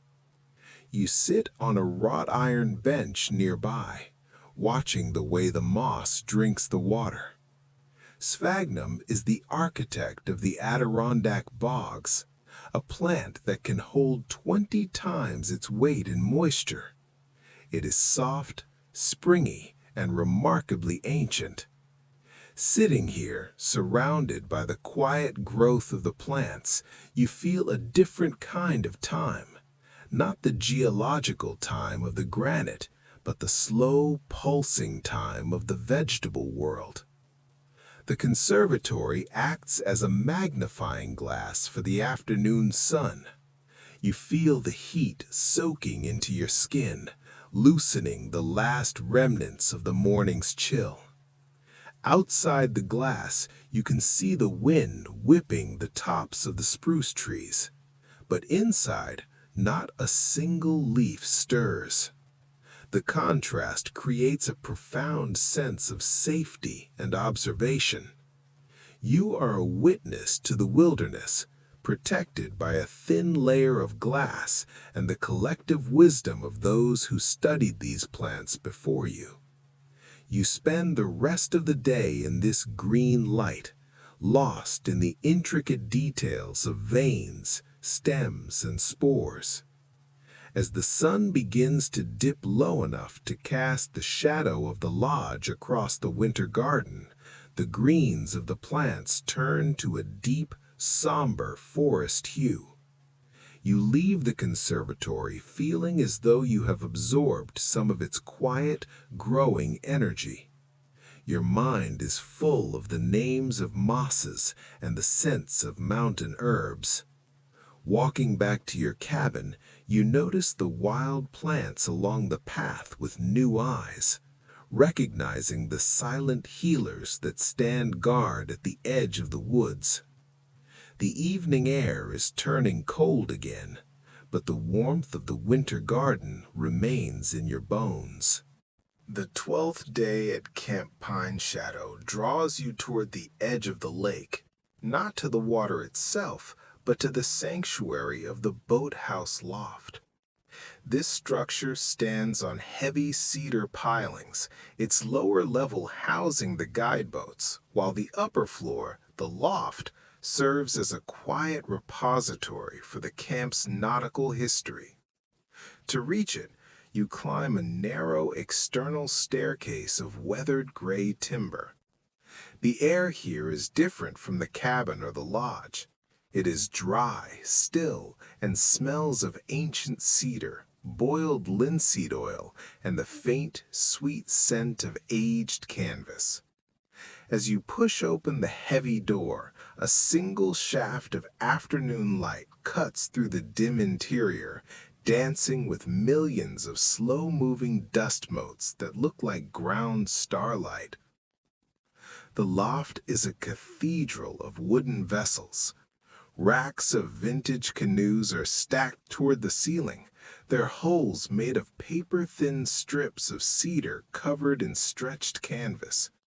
These boats are masterpieces of a forgotten pace, their ribs as delicate as those of a bird, yet strong enough to carry explorers through the labyrinth of the Adirondack waterways. You walk slowly between the rows, your fingers tracing the smooth, cool surfaces of the gunwales. These boats have not touched the water in decades, yet they seem to vibrate with the memory of long-gone summers. You can almost hear the ghost of a paddle dipping into the lake and the soft hiss of a hull sliding through lily pads. In the corners of the loft, you find chests made of oak and brass containing antique fishing tackle. You open one and find rows of hand-painted wooden lures, tiny artistic sculptures of minnows and frogs, their colors still vibrant despite the passage of time.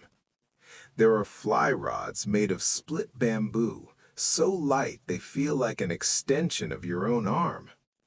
These objects were built during a time when sport was a slow, contemplative ritual, not a race. You spend an hour untangling a spool of silk fishing line, the rhythmic movement of your fingers a soothing, repetitive task that clears the mind of any remaining clutter.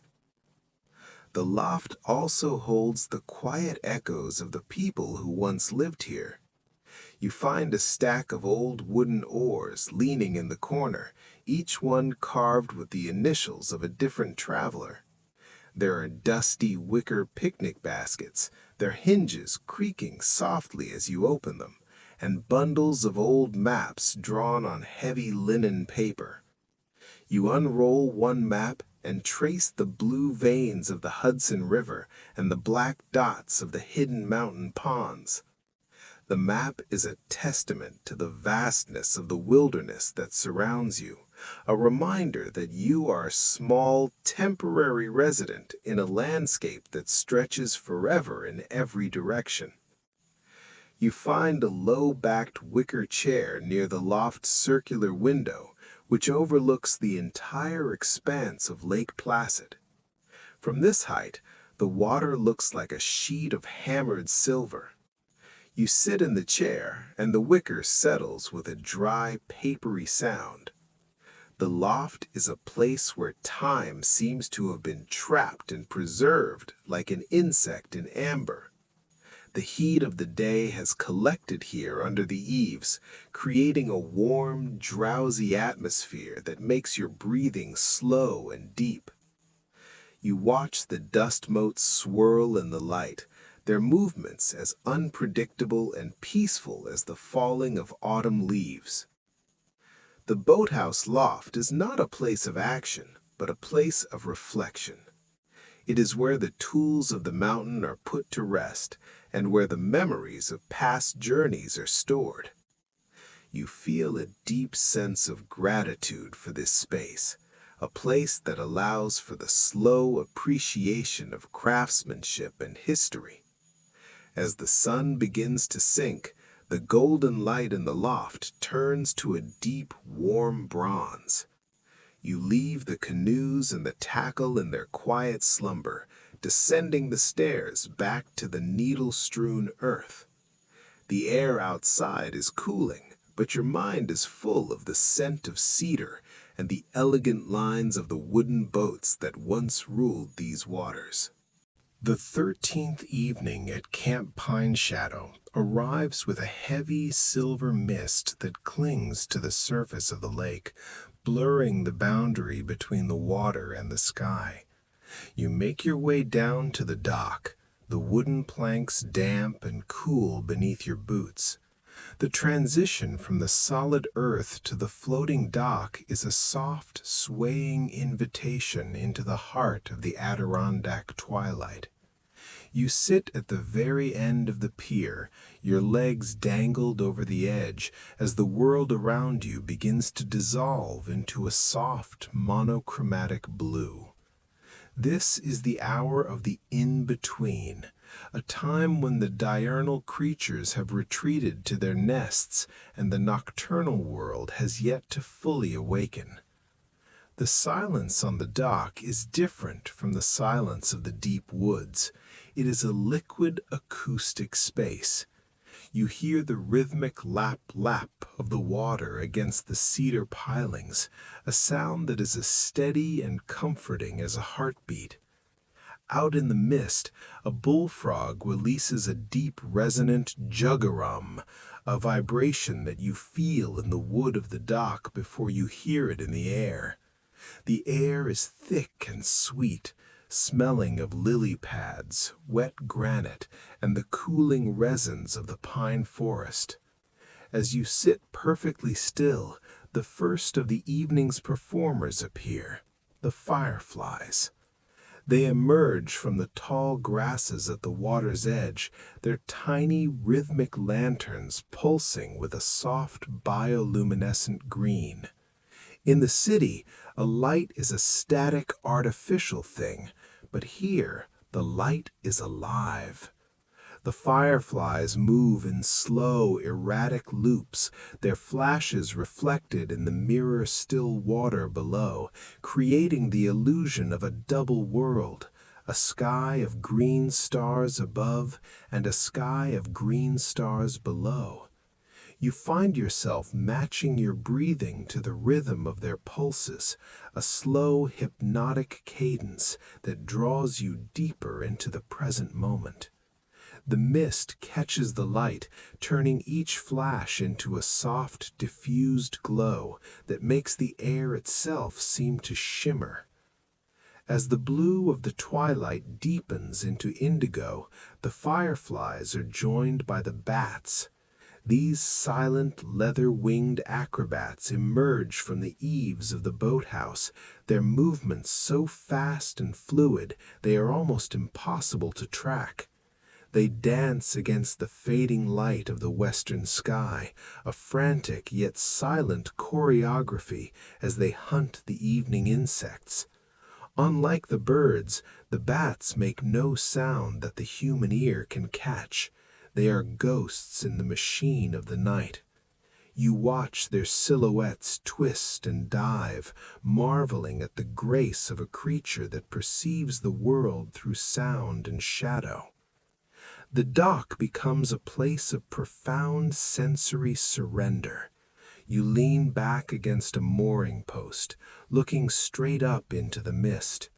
The stars are beginning to burn through the haze, appearing one by one as if a veil were being slowly lifted. The Big Dipper hangs directly over the northern ridge, its handle pointing toward the unseen horizon. You feel the immense scale of the universe pressing down on the small wooden platform where you sit. The problems of your life, the deadlines, the expectations, the noise of civilization are utterly insignificant in the face of this ancient, rhythmic dance of light and shadow. A soft breeze begins to move across the water, carrying with it the scent of the deep lake, a cold, prehistoric smell that reminds you of the glaciers that carved this valley. The mist begins to swirl and break apart, revealing the far shore of the lake as a jagged black silhouette against the starlit sky. You feel a deep physical connection to the water beneath you. It is a vast, silent reservoir of memory, holding the reflections of 1,000 years of fireflies and bats. Your own consciousness feels as fluid as the lake, expanding to fill the quiet spaces between the stars. Eventually, the chill of the evening begins to penetrate your heavy sweater, signaling the end of your vigil. You stand up slowly, your joints feeling loose and relaxed. Walking back up the path to the cabin, you look back one last time at the dock. The fireflies are still pulsing, a silent green Morse code sent from the edge of the wilderness. You enter the cabin, the warmth of the banked fire greeting you like an old friend. The images of the evening, the pulsing lights, the silent wings, and the silver mist linger in your mind, a visual lullaby that ensures your transition into sleep will be as smooth and effortless as the glide of a guide boat on the water. The 14th day at Camp Pine Shadow brings a soft, persistent mountain rain that drums a steady, rhythmic cadence against the cedar-shingled roof. The world outside the windows is a blurred tapestry of slate gray and deep forest green, making the interior of the cabin feel like a warm wooden cocoon. This morning, there is no desire for exploration. Instead, you turn your attention to the ancient, tactile ritual of baking a loaf of sourdough bread. The process begins with the starter, a living culture of wild yeast that has been bubbling quietly in a stoneware crock on the counter. As you lift the lid, the air is filled with a sharp, tangy aroma, a scent that is both sour and sweet, reminiscent of the forest floor after a spring rain. You begin by measuring out the flour, a heavy, unbleached variety that feels like cool, fine silk as it slips through your fingers. You pour it into a massive yellow-ware mixing bowl, the sound of the flour hitting the ceramic a soft, muffled whisper. Next comes the water, drawn from the mountain spring and warmed slightly on the edge of the wood stove. As you stir the starter and water into the flour with a heavy wooden spoon, the ingredients begin to transform, moving from a dry, dusty powder into a shaggy, cohesive mass. The resistance of the dough against the spoon provides a satisfying tension, a physical dialogue between your muscles and the bread to be. Then begins the most meditative part of the morning, the kneading. You clear a space on the heavy maple butcher block table and dust it with a fine veil of flour. You turn the dough out onto the wood and begin the rhythmic cycle of folding, pushing, and turning. The dough is cool and tacky at first, clinging to your palms, but as you work it, the texture begins to change. It becomes smooth, elastic, and warm, taking on a life of its own. Your movements become automatic, a slow, hypnotic pendulum of the body. You focus entirely on the sensation of the dough beneath your hands, noticing how it grows stronger and more resilient with every turn. In this moment, the worries of the outside world are replaced by a singular physical purpose. After the kneading is complete, you place the dough back into the bowl and cover it with a damp linen towel. Now comes the long, slow wait of the rising. You move to the wood stove, adding a few small splits of dry birch to ensure a steady, even heat. The kitchen begins to warm, and the air takes on a humid, yeasty quality. You sit in a nearby chair, listening to the rain and watching the clock move with an unhurried grace. There is no way to speed up this process. The bread will rise when it is ready, dictated by the temperature of the room and the vigor of the wild yeast. You find a deep peace in this surrender to a biological timeline. As the hours pass, the dough doubles in size, pushing up against the linen cover like a soft, breathing lung. You gently shape it into a round loaf and place it into a heavy cast-iron Dutch oven. When you slide the iron pot into the oven of the wood stove, the transformation enters its final stage. Soon the cabin is filled with the most comforting scent known to man, the aroma of baking bread. It is a rich, golden smell that seems to coat the lungs and warm the spirit. The scent mingles with the dry heat of the wood smoke, creating an atmosphere of profound security. When the loaf finally emerges, its crust is a deep, burnished mahogany, blistering slightly from the intense heat of the iron. You tap the bottom of the loaf, and it rewards you with a hollow, drum-like thud, the signal of a perfect bake. You set the bread on a wire rack to cool, listening to the song of the crust, a series of tiny, high-pitched crackles as the bread contracts in the cooler air of the room. You do not cut into it yet. You wait, honoring the cooling process just as you honored the rising. The afternoon is spent in the company of the rain and the cooling loaf. When you finally slice into it, the sound of the knife breaking through the crust is a sharp, satisfying splintering. The interior is open and airy, with a complex, tangy flavor that is unlike anything found in a city bakery. You eat a thick slice slathered with salted butter, the warmth of the bread melting into the holes of the crumb. This simple meal, produced by your own hands and the heat of the mountain wood, is a feast of the highest order. The rain continues to fall outside, but inside, the cabin is full of the warmth of the oven and the quiet triumph of the sourdough. The 15th night at Camp Pine Shadow arrives with a sky of such absolute clarity that it feels as though the atmosphere itself has vanished. The rain of the previous days has washed every particle of dust from the air, leaving a vacuum of crystalline purity. There is no moon tonight, which in the Adirondacks means the darkness is not merely an absence of light, but a thick, velvety presence that swallows the landscape. You move out onto the wide porch, carrying an antique brass telescope that usually sits on a tripod in the corner of the great room. The metal is cold to the touch, and the telescope's long, tapering body feels balanced and substantial in your hands.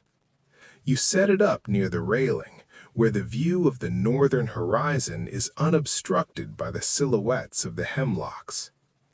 As your eyes adjust to the darkness, the sky begins to reveal itself in layers. First, the familiar stars emerge, the steady blue-white light of Vega and the reddish pulse of Antares. But as the minutes pass, the black spaces between the stars begin to fill with a shimmering celestial dust. You are witnessing the Milky Way in its full, uncensored glory. It stretches across the zenith like a colossal, glowing river of silver and smoke, a dense concentration of billions of suns so distant they appear as a single luminous cloud. The scale of it is staggering. It provides enough light to cast faint, ghostly shadows of the porch boards onto the floorboards. You lean into the eyepiece of the telescope, and the universe suddenly rushes forward to meet you. You focus the lens on the Pleiades, the seven sisters. Through the glass, the cluster transforms from a faint smudge into a collection of brilliant icy blue diamonds, each one wrapped in a delicate gossamer veil of nebulosity. You move the telescope slowly, the brass gears clicking with a soft mechanical precision. You find the great nebula in Andromeda, a faint swirling whirlpool of light that has traveled across millions of light years to reach your eye on this wooden porch. The silence of the night is so deep that you can hear the faint rhythmic creak of the telescope's tripod as you shift your weight. Stargazing in the mountains is a lesson in perspective. In the city, the sky is a forgotten ceiling, obscured by the orange glare of street lamps. Here, the sky is the floor of the universe, and you are looking down into a terrifyingly beautiful abyss. You feel the rotation of the earth beneath your feet, a slow, ponderous movement as the mountains carry you through the void. The problems of the world below seem to evaporate in the face of this eternal, silent fire. You are a temporary observer of a timeless spectacle, a speck of consciousness perched on a granite ridge looking out into the infinite. You spend hours navigating the celestial geography. You identify the constellation of Cygnus the Swan, flying forever down the river of the Milky Way, and follow the curve of the Big Dipper's handle to find Arcturus. Each star has a personality. Some flicker with a frantic, multicolored energy, while others glow with a steady, ancient calm. You notice the silent passage of a shooting star, a brief, silent scratch of light that vanishes before you can even draw a breath. It is a reminder of the constant, quiet activity of the cosmos, a drama that plays out every night, whether anyone is watching or not. The air on the porch grows colder as the night deepens, the temperature dropping toward freezing. Your breath forms a thick white plume that drifts in front of the telescope lens, momentarily blurring the stars. You step away from the eyepiece and simply lie back in the Adirondack chair, looking up with the naked eye. The forest around you is silent, the trees standing like dark sentinels guarding the secrets of the mountain. The lake below is a mirror of the sky, the stars reflecting in the black water so perfectly that you feel as though you are floating in the center of a celestial sphere. When you finally decide to head inside, your mind is expanded and quiet. You leave the telescope on the porch, covered with a heavy canvas cloth to protect it from the morning dew. Inside the cabin, the embers of the fire are still glowing with a dull, subterranean red. You move to the bedroom in the dark, your way lit by the faint starlight glow coming through the windows. As you drift into sleep, Your internal vision is still filled with the swirling patterns of nebulae and the steady, cold light of distant suns. You are falling asleep not just in a cabin, but in a galaxy, tucked safely into a fold of space and time. The 16th day at Camp Pine Shadow leads you away from the warmth of the living quarters and toward a low, unassuming structure built into the side of a shaded northern slope. This is the Ice House, a fortress of thick stone and heavy timber designed to defeat the heat of the sun. The door is a massive slab of oak, reinforced with iron and insulated with several inches of cork. As you pull it open, the air that escapes is startling, a sudden, violent gust of winter that smells of frozen water, damp stone, and the dry, sweet scent of pine sawdust. Stepping inside, you descend a few stone steps into a subterranean chamber where the light is dim and the temperature remains a constant bracing chill, regardless of the afternoon sun warming the pines outside. Stacked from the floor to the rafters are enormous blocks of lake ice harvested during the deepest freeze of January.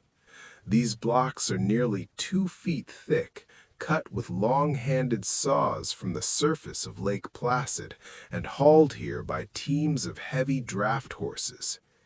Each block is a captive piece of winter, a translucent window into the past that holds the bubbles and fractures of the season's first freeze. To prevent them from melting into a single solid mass, the blocks are packed in layers of coarse aromatic sawdust. You run your hand over the surface of a block, brushing away the golden shavings to reveal the cold, blue-black heart of the ice. It is smooth as glass and so cold it seems to burn your fingertips. The ice house is a place of profound stillness and preservation. It represents the foresight of the mountain dwellers, a physical bridge between the seasons. In the city, ice is a fleeting luxury, something that vanishes in a glass of water. But here, it is a resource gathered with immense physical labor and stored with architectural precision. You sit on a wooden crate in the corner of the chamber, listening to the unique silence of the space. There is no sound from the forest here. The thick stone walls and the insulating sawdust absorb all vibration. The only sound is the occasional microscopic tink of a block settling or a single drop of meltwater hitting the stone floor, a slow, liquid metronome that marks the passage of a summer that cannot reach this inner sanctum. You find yourself fascinated by the texture of the sawdust. It is a mixture of pine, spruce, and cedar, the byproduct of the camp's construction. It acts as a perfect thermal barrier, a soft, dry shroud that keeps the ice from the air. You pick up a handful and let it slide through your fingers. It is light and fragrant, a sharp contrast to the heavy, dense weight of the frozen water beneath it. The chamber feels like a tomb for the winter, a place where time has been slowed to a crawl. You realize that the very coffee you drank this morning and the butter you spread on your bread are kept fresh by this hidden reservoir of cold. The dim light in the ice house comes from a single high-placed vent that allows for a sliver of the afternoon sun to enter. The beam of light hits the sawdust-covered floor, but loses its heat long before it can reach the ice. You watch the dust motes dancing in the light, their frantic movement a contrast to the frozen permanence of the blocks. There is a sense of mystery in this room, a feeling of being in a secret vault where the elements are held in check. You stay for nearly an hour, enjoying the sharp, refrigerated air that clears your senses and makes your skin feel tight and refreshed. When you eventually step back outside, the transition is jarring. The humid warmth of the Adirondack afternoon hits you like a physical weight, and the scents of the forest, the resin, the earth, and the sun-baked needles seem overwhelmingly intense after the sterile cold of the ice house. You pull the heavy oak door shut and listen to the latch click into place, sealing the winter back into its stone cradle. As you walk back toward the main lodge, you feel a new appreciation for the hidden systems that sustain life in the wilderness. The ice house is the cold heart of the camp, a silent reminder that even in the height of summer, the winter is never truly gone. It is simply waiting in the dark. The 17th afternoon draws you away from the lakefront and deeper into the backcountry, following a trail that climbs a gentle ridge before dipping into a secluded valley. Here, the landscape shifts from the open grandeur of Lake Placid to the intimate, tangled mystery of a beaver pond. At the edge of the water stands a traditional Adirondack lean-to, a three-sided shelter built of massive cedar logs with an open front facing the pond. The interior of the lean-to is cool and shaded, smelling of dry wood and the faint, sweet scent of old campfire ash. You settle onto the raised wooden floor, leaning your back against the smooth, silvered log wall. From this vantage point, you are a hidden observer, a ghost in the shadows of the timber. The pond is a masterpiece of natural engineering. A massive dam of interwoven birch branches, mud, and stones stretches across the outlet, creating a vast, still pool that reflects the surrounding spruce trees with the clarity of a dark mirror. The surface of the water is decorated with the broad green pads of yellow pond lilies, their waxy blossoms standing like small golden cups in the sun. You watch the water's surface intently, looking for the telltale V-shaped ripple of a beaver's nose. The silence here is thick and organic, broken only by the occasional plop of a frog or the dry mechanical rattle of a kingfisher perched on a dead hemlock snag. Soon, the residents of the pond begin to appear. A pair of wood ducks glides out from the reeds, their plumage a brilliant, iridescent tapestry of greens, purples, and whites. They move with a quiet, synchronized grace, their wakes barely disturbing the reflection of the clouds. You watch them through your binoculars, noting the intricate patterns of their feathers and the way they tilt their heads to scan the sky for predators. There is a profound sense of social order in their movements, a quiet communication that happens without sound. You find yourself breathing in time with the stillness of the water, your own presence becoming a part of the landscape's background noise. The master engineer itself eventually makes an appearance. A large beaver surfaces near the center of the pond, its wet fur sleek and dark like polished mahogany. It swims with a slow, powerful purpose, carrying a fresh poplar branch in its teeth. You watch as it navigates toward the lodge, a massive, conical mound of sticks and mud rising from the water like a primitive fortress. The beaver disappears beneath the surface, leaving only a few bubbles to mark its descent into the underwater entrance. This is the boring history of the Adirondacks at its most fundamental, the slow, generational labor of building a home and a habitat, one branch at a time. The afternoon sun begins to sink, casting long golden shadows across the pond. The insects begin their evening hum, a low-frequency vibration that seems to emanate from the very air. You notice a great blue heron landing on the far shore, its movements slow and prehistoric.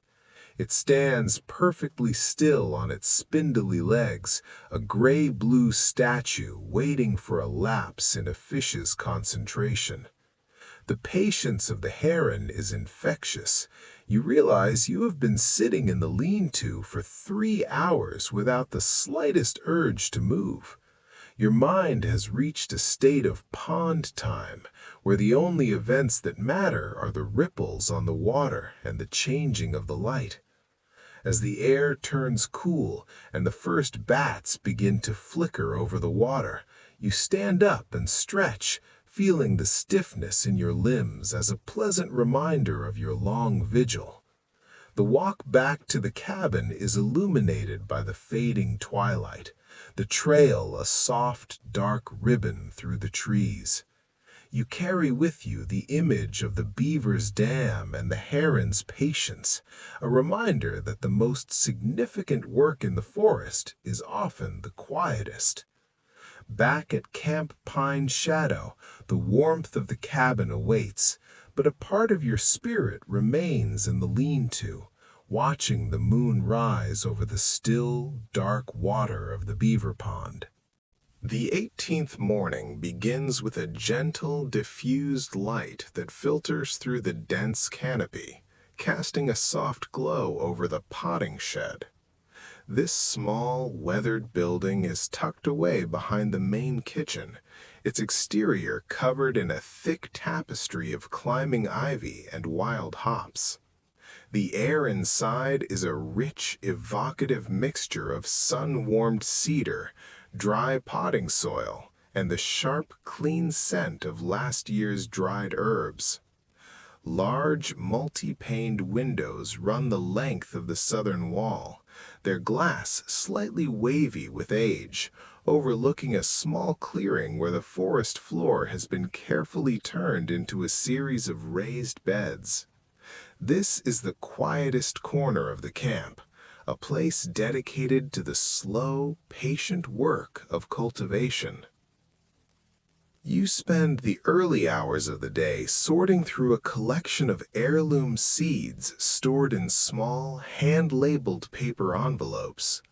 Each envelope is a tiny archive of mountain history, containing seeds for varieties of thyme, sage, and wild mountain mint that have been adapted to the short, intense growing seasons of the high peaks. The seeds themselves are miniature marvels of engineering, some as fine as dust, others like tiny dark pebbles. As you pour a handful of borage seeds into your palm, you feel their dry, weightless texture, a dormant energy waiting for the touch of soil and water. The ritual of sorting is a rhythmic, tactile meditation. The crinkle of the paper and the soft rattle of the seeds provide a delicate soundtrack to the morning. On the potting bench, which is a massive slab of scarred oak, you begin the work of preparing small cedar boxes for a kitchen garden of mountain herbs. You use a small hand-forged trowel to fill the boxes with a mixture of dark, loamy compost and fine river sand. The soil is cool and moist, a deep obsidian black that holds the promise of life.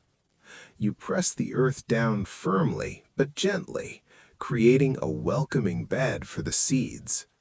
The scent of the damp earth is intoxicating, a primal grounding aroma that seems to connect you directly to the life force of the mountain.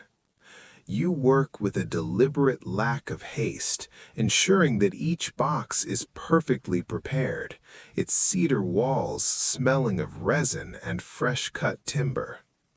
As you plant the seeds, you follow a pattern of traditional mountain gardening, spacing the mint and the savory with a precision that borders on the artistic.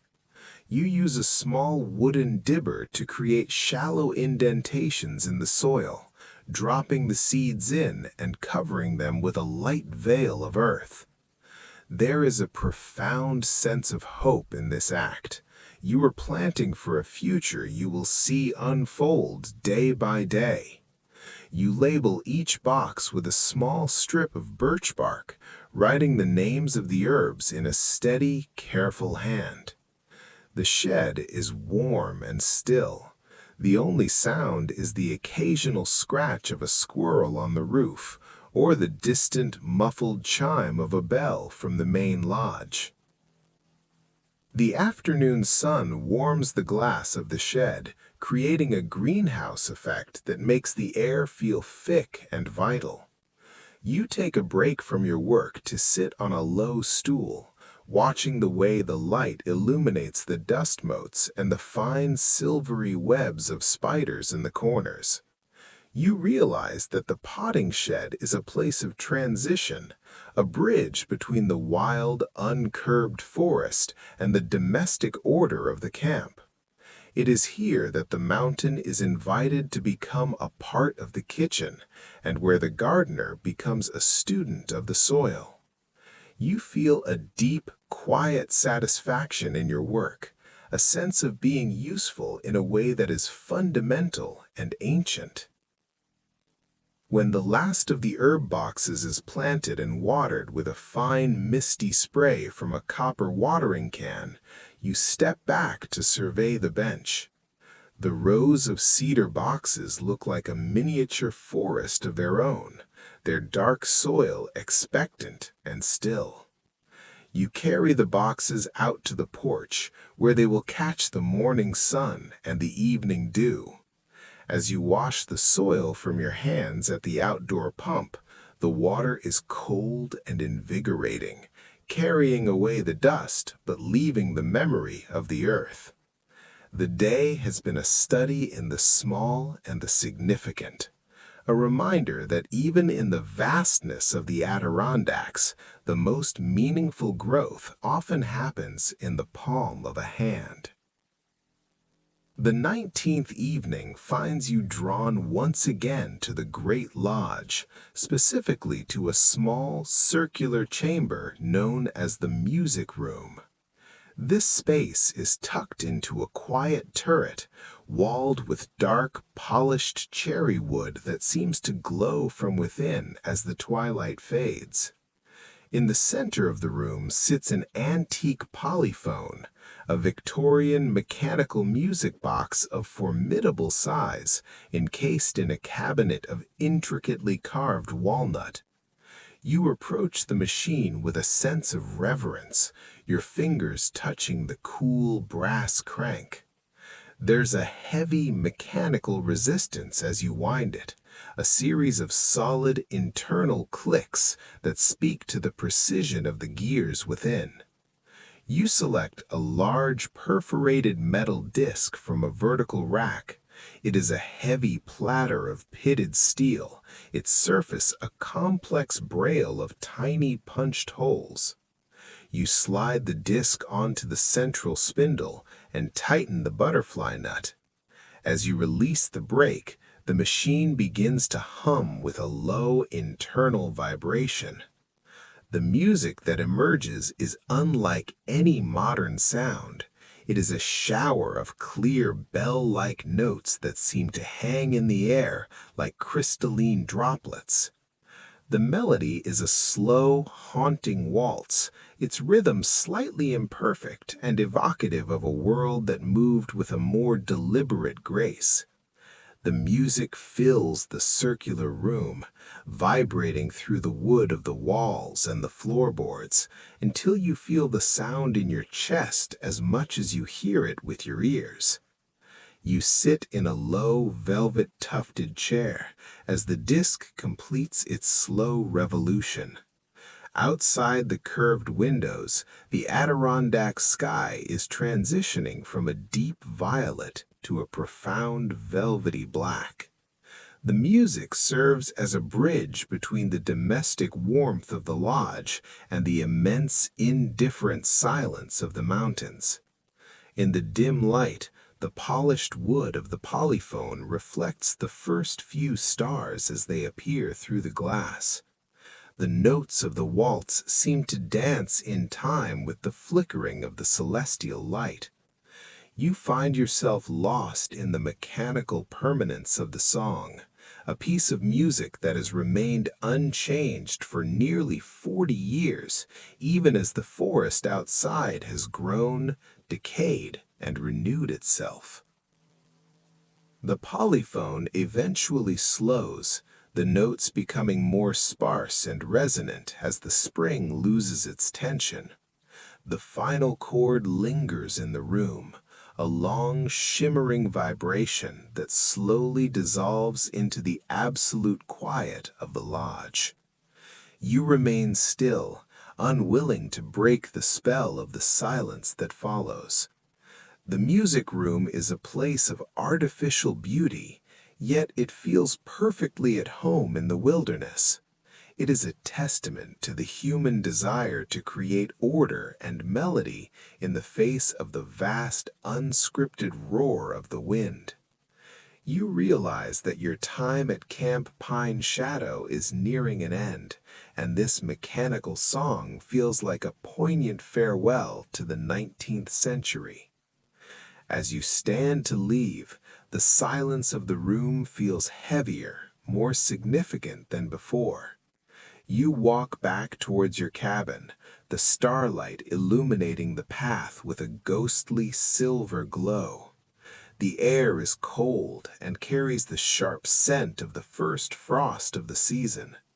You are moving slowly, savoring the crunch of the frozen needles beneath your boots and the way the shadows of the pines stretch across the ground. The melody of the polyphone continues to play in the back of your mind, a rhythmic accompaniment to your final nights in the great North Woods. The 20th and final morning at Camp Pine Shadow arrives with a transformative silence that is even deeper than the stillness of the lake. When you wake, the light filtering through the cedar walls has a flat, brilliant quality that you haven't seen before. You pull back the heavy velvet curtains to find that the world has been erased and rewritten overnight. A thick, soft blanket of the season's first true snow has descended, coating every branch, stump, and stone in a layer of pristine, undisturbed white. The jagged edges of the Adirondacks have been rounded into soft, rolling curves. The lake is no longer black glass, but a vast white plain, and the sky is a pale, uniform gray that promises more to come. Inside the cabin, you begin the slow, rhythmic process of departure. You open your heavy leather trunks, the brass latches clicking open with a final echoing sound. Packing is a tactile review of your 20 days in the wilderness. You fold the heavy wool sweaters that still carry the scent of balsam and wood smoke. You carefully wrap the small cedar boxes of herb seeds, and your sketchbook, now filled with the patterns of lichen and pine cones. Each object you place in the trunk feels heavier than when you arrived, weighted now with the memories of the morning mist and the silver thaw. The room, which has become your sanctuary, begins to look like a stage being dismantled, returning to its quiet, waiting state for the next traveler. Before leaving, you perform one last duty for the cabin.